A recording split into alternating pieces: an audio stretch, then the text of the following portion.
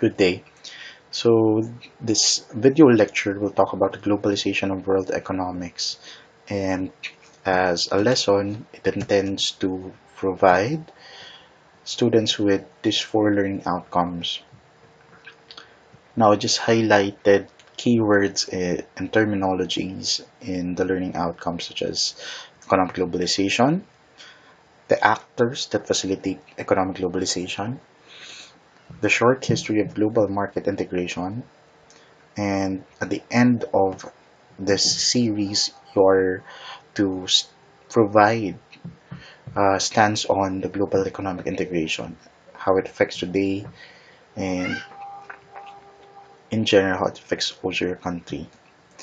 Now, economic globalization as a term is really hard to define if you don't have any background about the economy or economics in general. IMF provided us with a working definition. According to them, it's a historical process representing the result of human innovation and technological process. It's characterized by increasing integration of economies around the world through the movement of goods, services, and capitals across borders.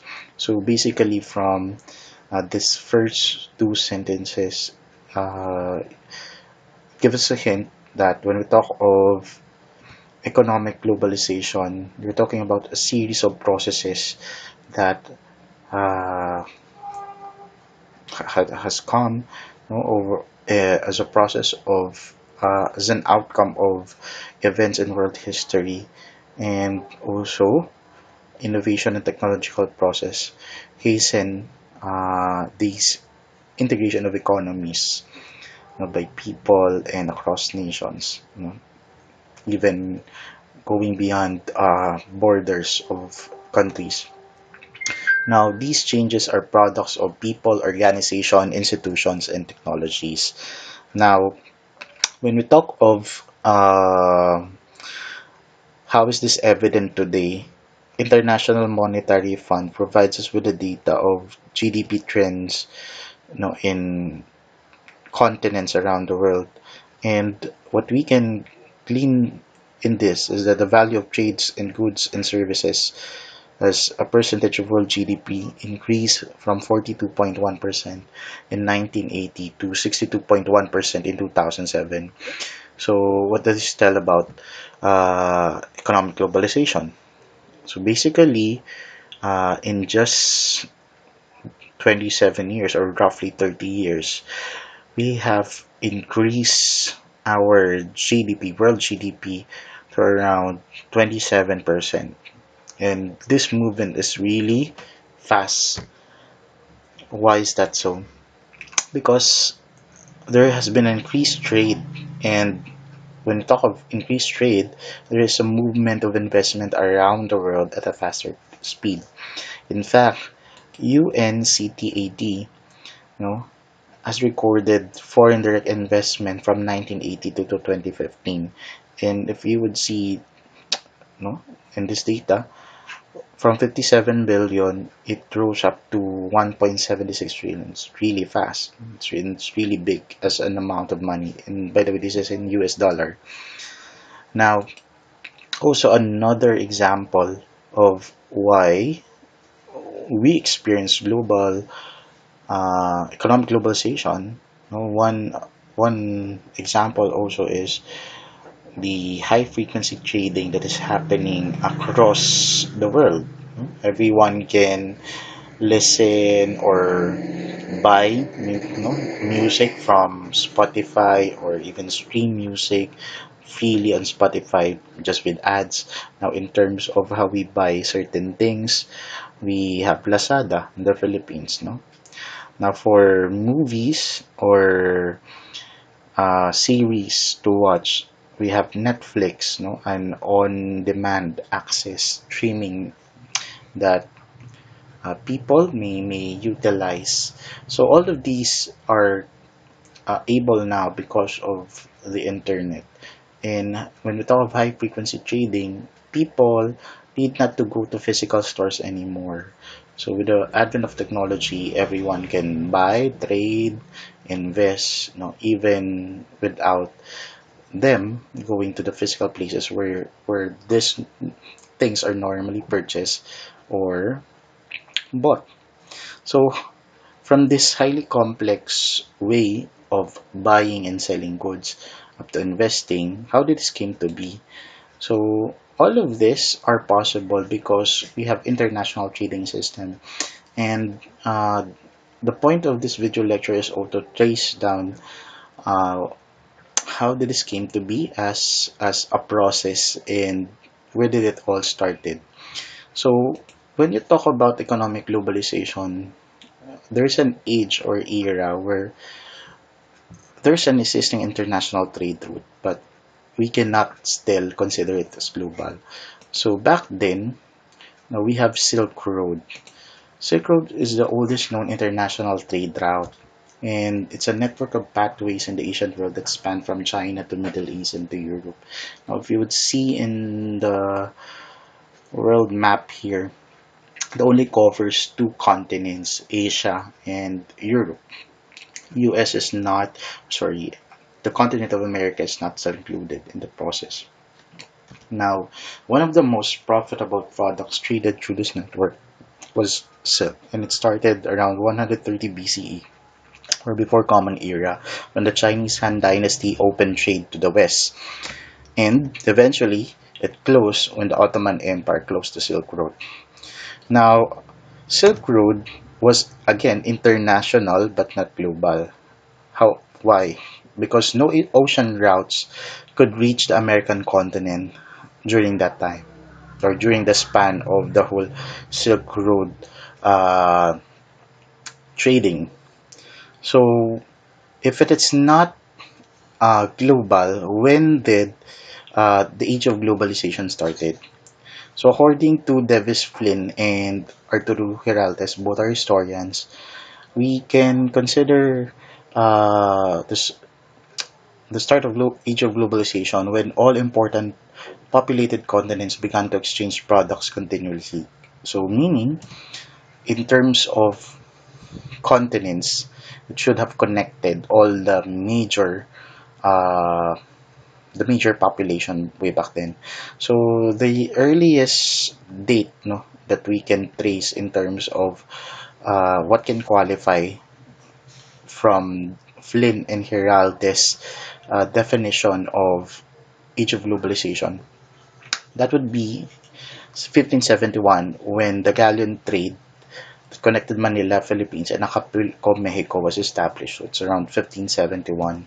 So the Manila-Acapulco galleon trade is the no first time that Americas were directly connected to the Asian trading routes. So we'd see in the map, if we have,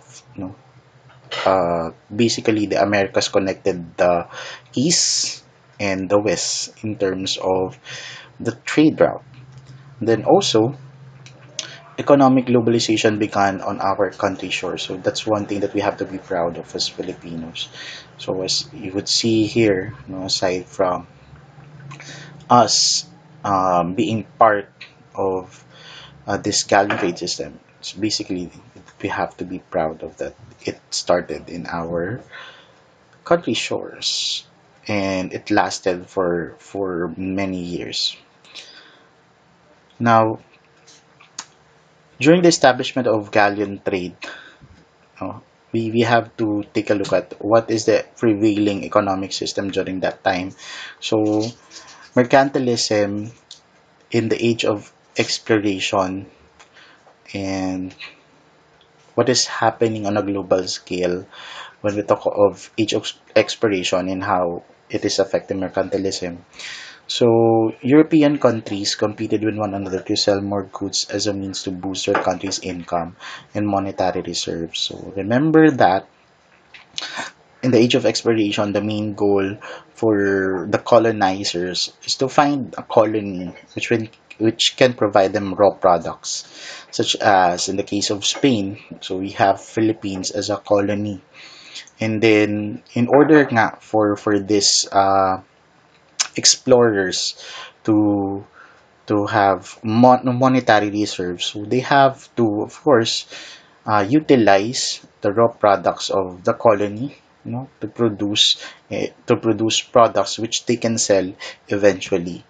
Now, to defend their products from competitors who sold goods more cheaply, this regime, mainly the monarchies, imposed high tariffs, forbade colonies to trade with other nations, and restricted trade routes and subsidized its export. So, ganyan talaga yung nangyari eventually. So, you would see that this certain trade route is only exclusive for this and that. Remember also that eventually Spain and Portugal came to rise as the leaders in terms of colonizing countries. And maalala rin natin, di ba, hiniwalay pa, no? Hinati pa nila yung mundo back then. So, given that this is happening, when we talk of mercantilism is a system of global trade with multiple restrictions because it only favors the colonizers, number one. And also, again, at the end of the day, uh, these colonizers had to protect their countries, the mother countries. So, mercantilism, again, as a system of global trade, has multiple restrictions. This is why, in 1867, so around 200 plus years later, International Monetary Conference in Paris so existed, and UK, US, and other European nations adopted gold standard. So again, from monetary reserves, okay, eventually, since established na nga yung mga colonies and colonizers, so they have to come up with one monetary system, which will be the gold standard. And then the goal is to create a common system that would allow for more efficient trade and prevent the isolationism. So isolationism would mean that back then kasi, 'di ba, may sole rights lang yung uh, colonizer dun sa colony. And then hindi sila pwede makipag-trade, no, sa other colonizers. But with this, since meron ng standard, no, of what to take a look into in terms of currency, eventually mas naging open nga kasi pumasok na dyan yung uh, Manila Acapulco trade, and eventually pumasok na rin yung mga ibang goods and services coming from other countries na nag-benefit din doon sa trade na yun. So, gold standard was still a very restricted system, however, as it compelled countries to back their countries with fixed gold reserves. So, again, at the end of the day, as a system of currency, medyo restrictive pa rin siya. Kasi naka-confine ka dun sa value ng gold in terms of what you will have as a country. Now, again, just to go back to some of the major events. So, 1571, the establishment of Gallian trade, and then you have now the gold standard being followed by major European countries and also the US. What will happen now? Jump tayo ng World War I. So, remember in World War I, this is a conflict between the Triple Entente and the Triple Alliance. And in terms of gold reserve and gold standards, pina-follow pa rin nila yung sistemang ito. However, countries depleted their gold reserve to fund their armies, so many were forced to abandon the gold standard and adopted floating currencies. So, fast freeze again tayo, 1914 to 1918, unti-unting magdi-deplete yung resources ng mga nag-start nung World War. And of course, as a form of currency, they have to adopt a certain way, to make yung kanilang resources viable. So, nagkaroon nga ng mga floating currencies. So, anong ibig sabihin ng floating currency? So, from gold standard, biglang nawala yung standard, nag-deplete. So, kanya-kanya yung naging sistema. So, some countries merong ganitong system, some countries would have this system. So, basically, this also happened in World War II, na nawawalan ng value talaga yung currency eventually. So, it also happened in World War I. Now, Moving on, so you have World War I in 1914 to 1918, and then jump ka ng mga 10 years, you have the Great Depression naman, which will happen around 1929 to 1939. So, again, in terms of gold standard, ito na yung major na events na magdadala sa end ng currency na ito. Now, the worst economic downturn in history of the industrial world would last from around 1929 to 1939. So, yung Great Depression began after the stock market crash on October 29, which sent Wall Street into a panic and wiped out millions of investors. So, some economists argued that it was largely caused by gold standard since it limited the amount of circulating money, therefore reduced demand and consumption. So, as an aftermath of Great Depression, so marami nawalan ng trabaho kasi nga yun nga, walang money reserve mga ang country na US. Now, moving on. Okay, more indirect versions of gold standards were used until late 1970s. Today, ang ginagamit na natin is what we call as fiat currencies. So, fiat currency is a currency that are not backed by precious metal and whose value is relative by their cost to other countries. So this system allows government to freely and actively manage their economies by increasing or decreasing the amount of money in circulation. So currently, in terms of fiat currency, we use paper money. Pero hindi siya kagaya ng gold standard kasi na, alam mo yun, nakabase siya dun sa material na ginamit sa pagpaproduce ng pera. Ngayon, nakadepende sa value ng supply and demand. In a world perspective, yung value din ng money natin. So, again, US dollars has its own value, Philippine pesos own value, and yung currencies ng mga mundo nga under the fiat currency, nakadepende siya ngayon dun sa value na binigay natin in terms of world market. So, again, just a review.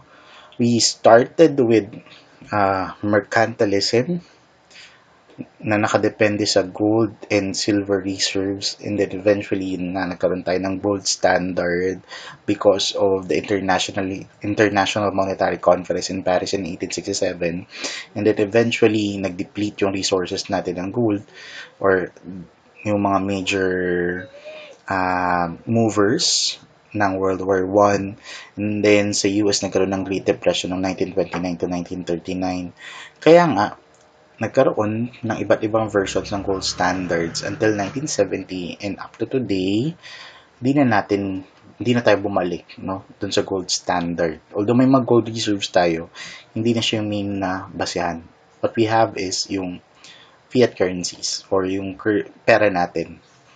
Now, isa rin sa dapat nating alamin is yung tinatawag na Bretton Woods system.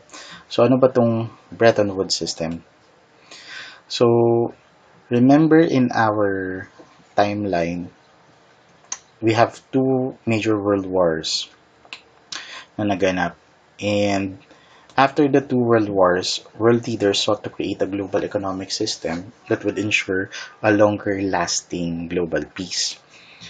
They set up a network. They believed that setting up a network of global financial institutions would promote economic interdependence and prosperity.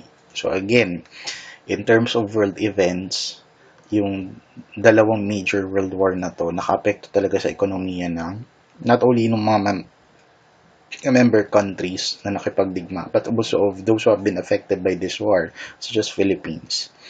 So, with this, the United Nations Monetary and Financial Conference, no, since na-establish yung UN, no, as part of maintaining global peace and securing global peace after World War II. So, isa sa mga napag-usapan dun sa UN Monetary and Financial Conference is yun nga, pag-inaugurate ng Bretton Woods system that would prevent now catastrophes of early decades of a century from recurring and affecting international ties. So, yung British economist na si John Maynard Keynes, siya talaga yung isa sa primary mover nitong Bretton Woods system. Bakit? Kasi naniniwala siya that Economic crises occur not when a country does not have enough money, but when money is not being spent and thereby not moving. So, according to him as well, napaka-importante na kapag nagkaroon ng slowdown ng economy, yung government daw dapat gamitin yung capital to invigorate the market. So this active role of governments in managing spending serve as the anchor of the system of global Keynesianism, which is highly the focus of Bretton Woods system. So ano bang mangyayari dyan sa Bretton Woods system na yan? So under the Bretton Woods system, the delegates will agree that they will create two financial institutions. So ano yung dalawang financial institution na to? One is the World Bank, or the International Bank for Reconstruction and Development during that time. So, ang trabaho ng World Bank is to fund post-war reconstruction projects. So, lahat ng mga member states under UN na apektuhan nga ng World War II, no, they will be given a post-war fund, no, so that they can revive their economy, magpatayo sila ng mga gusali and everything, no. And yun nga, eventually, para maka-revive nga yung economy nila from the remnants of war. Another is the International Monetary Fund. So, paano naman to? Yung IMF will be a global lender dun sa mga countries nga na nagkaroon ng problema, no, after ng war, at gusto mong makapag-revive nga, makapag-start ulit, no, basically, pwede silang utangan ng mga member states. So, both the World Bank na nagbibigay ng pondo while yung IMF nagpapautang, both become the key players in economic globalization kasi parang kumbaga sa world trend, pang-stabilize sila no? Again, sa idea ni Keynes, importante na makialam kasi yung gobyerno dun sa proseso, lalo na kapag may turn down ng economy. So, aside from that, no, aside from the Bretton Woods system, eventually, 3 years after, no, 1947, again, mas maraming countries yung i-commit nila yung sarili nila sa economic integration with the General Agreement on Tariffs and Trade. So, ang purpose nito is to reduce tariffs and other hindrances to free trade. So, papasok ngayon yung idea nga ng free trade na by lowering the tariffs or yung buwis, no, sa goods and services na pumapasok or lumalabas ng bansa. Now, neoliberalism and its discontents. So again, going back to our timeline, so nag-rise into existence, no, as a key player in economy yung idea nga ng global Keynesianism around 1940s to 1970s. Remember that during this period, governments poured money into the economies, allowing people to purchase more goods and increase the demand for products. No? So as demand increased, so was the prices of these goods. So Western and Asian economies like Japan accepted this rise in prices because it was accompanied by general economic growth, no? And it also reduced unemployment. Now, Keynesian economies believe that as prices increase, companies would earn more and would have more money to hire workers. So, again, sa ID nga, diba? Remember, doon sa Bretton Woods system kanina, pautang na yung mga bansa na naapektuhan nung giyera. So, nakita rin yung aftermath naman nung sistemang Bretton Woods system dahil prevailing nga yung Keynesianism na kailangan tumulong yung gobyerno sa market, no, in order na makapag-survive ito. However, yung ganong klaseng thinking, okay, ma-challenge siya kasi may naganap noong 1973. So, yung Organization of Arab Petroleum Exporting Countries or OPEC na to today imposed an embargo in response to the decision of the US and other countries to resupply the Israeli military with the needed arms during the Yom Kippur War. So, yung sa start nga ng Arab-Israeli War noong 1973, dahil tumulong yung US no, sa military ng Israel, so medyo nag-create ng political turmoil sa Arab community. So, anong nangyari? Tumaas yung presyo ng oil, which is sa kanila talaga nanggagaling. Now, in between 1973 and 1974, nag-crash din yung stock market. US stopped linking the dollar of gold, effectively ending the Bretton Woods system during this time.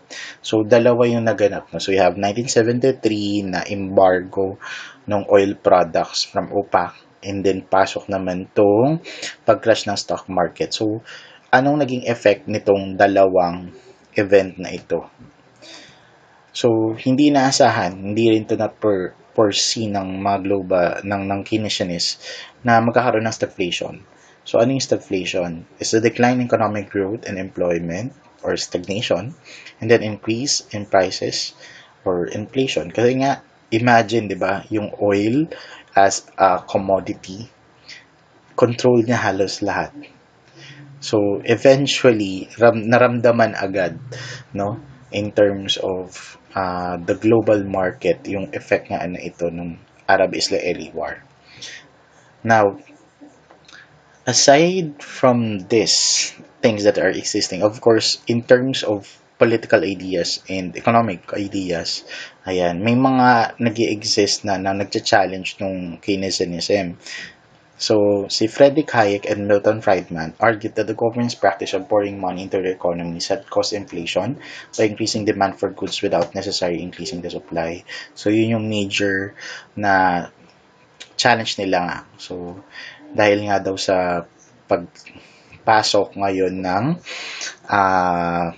government o pang ilang gobyerno, naging epekto nito ay inflation.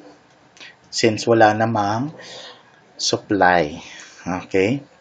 So, government intervention in economies distort the proper functioning of the market.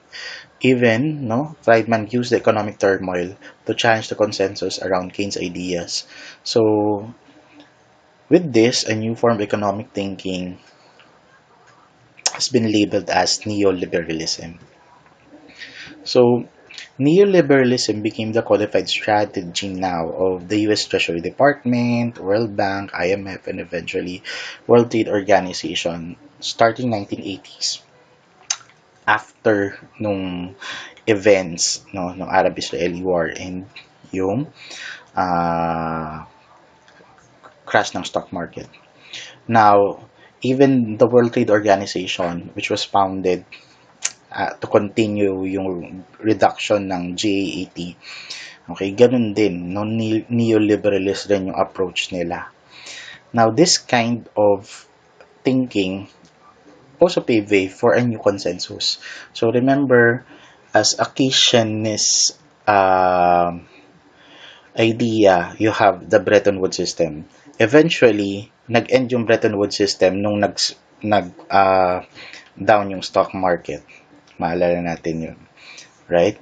So, papasok ngayon yung bagong idea, or a bagong consensus, which we will call Washington Consensus. So, from 1980s down to early 2000, ang pina-follow is yung Washington Consensus, which dominated the global economic policies, such as it advocated for minimal government spending to reduce government debt. Pangalawa, it called for privatization of government-controlled services like water, power communication, and transport. So, bibigay na sa private industries. So, hindi na hawak ng gobyerno. Para hindi rin mangutang yung gobyerno. And then, believe that free market can produce the best results. So, naniniwala sila na kapag nasa private industry nga yung may hawak, the more the lalago yung economy kasi hindi nakikialam yung government. So, tignan natin ano naging effect nito. So, advocates of Washington Consensus pressured governments, particularly the developing world, to reduce tariffs and open up their economies, arguing that it is the easiest way to progress. However, ayan, so tignan natin sino ba yung mga tao na naging patronizers ng Washington Consensus. So you have Ronald Reagan for US and si Margaret Thatcher, no, British Prime Minister during that time. Even nga si Margaret Thatcher, no, in her explanation kung bakit nire-reduce nila yung government spending, sabi niya, dapat daw tignan natin sa view na yung pag-reduce ng government spending para din daw yung pag-reduce ng household spending. Kasi ang national economy parang katulad lang rin ng household. However, yung problem kasi dun sa thinking na ito, no, is that, of course, at the end of the day, household analogy is of that of the government, hindi naman household, I mean, hindi naman government, no? Yung capacity ng government kasi hindi siya nag-apply sa households natin. So, anong mga capacity ng government yung pinipinpoint natin dito? Number one, ang government kasi, they can print money while households cannot. Second is that constant taxation system of governments provide them a steady flow of income that allows them to pay and refinance debts steadily. And so these are the two major contradiction to what Margaret Thatcher said. So tignan pa natin yung magiging effect ngayon ng Washington Consensus, no, sa mga nangyari sa mga bansa such as Russia.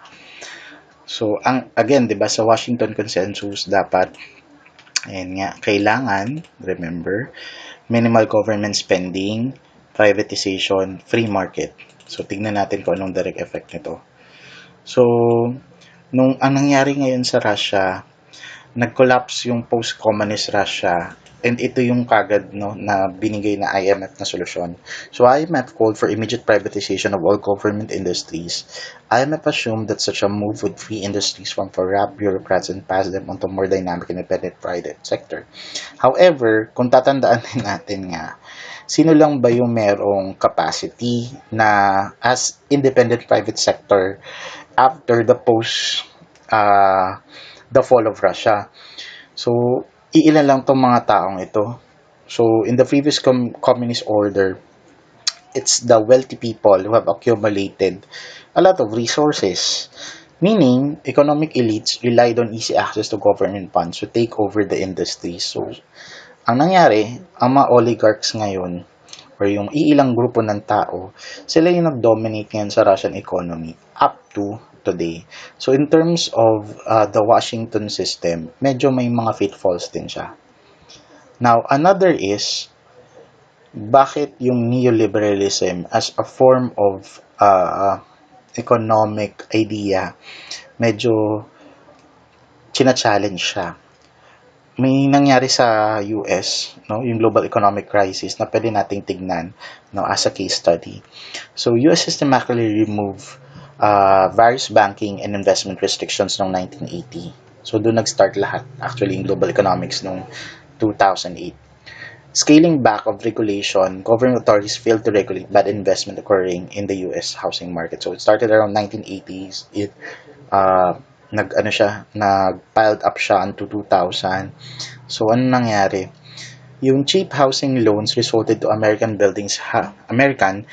building houses that were beyond their financial capacity. So, utang sila ng utang, no, sa mga bangko kasi nga medyo in terms of regulation hindi na-regulate kasi nga free market, 'di ba? Ang idea.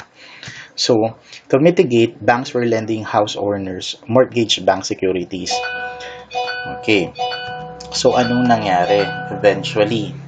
The demand for MBSS increased as investors clamored for more investment opportunities kasi ang akala, no, mas tataas, 'di ba? Yung investment. However, banks began extending loans to families, individuals with dubious credit record and subprime tinatawag nilang subprime mortgages. So, ano nangyari ngayon? Home prices stop increasing. Ito yung hindi nila nakita. Home prices stop increasing and families could not pay off their loans. And then eventually, ayan na, yung mga major banks and investment banks such as Lehman Brothers collapsed in 2008. Kasi, Number one, wala nang mapautang sa tao. Pangalawa, hindi nagbabayad. Hindi kayang bayaran nga ng mga pinautang way back 1980s in terms of, yun nga, loans that is highly uh, related to building of houses. So, paano naka-affect itong nangyari sa Amerika, no, doon sa in a global scale? The crisis spread beyond the United States since many investors were foreign governments, corporations, and individuals, and the loss of money spread like wildfire back to their country. In fact, no, not until President Barack Obama, okay, as a president, came into the position na medyo na-resolve nila yung effect nitong nangyari, no, as a global crisis sa US. Again, ang strategy ni Obama noon is Keynesian style stimulus package. So meaning the government will supposed to make interventions with the economy. Now, anong current na status natin in terms of economic globalization today? So, in terms of global economic globalization, exports, not just the local selling of goods and services, make the national economies grow at present. And then, in terms of GDP, remember yung data ng IMF, by 2011, developing countries accounted for 51% of global export, while the share of advanced nations had gone down to 45%. And according to IMF, the global capita per GDP rose over fivefold in the second half of 20th century, and yet economic globalization remains an even process, with some countries and corporations and individuals benefiting a lot more than others. So basically, as what we saw in the process, no, what we will realize is that may mga major movers nga, no, sa world economy natin, and it's important na bilang mga nag-aaral ng contemporary world class, you have to see that procedural siya, and lahat ng mga direct effect ng mga nangyari noon has something to do with how we live also we today. Now, ang question lang dito, do we have the power, no, to overturn things? Of course, yes. Pero kailangan ng matinding education sa mga Pilipino kung paano natin dapat resolbahin. At yung nga, indirect impact sa atin, paano natin dapat resolbahin yung nangyayari ngayon in terms of world economy. Okay? So, again, this is part of the video lecture on globalization of world economics. I hope this could help you understand, the whole historical processes that has undergone in our world economy way back then. So again, thank you.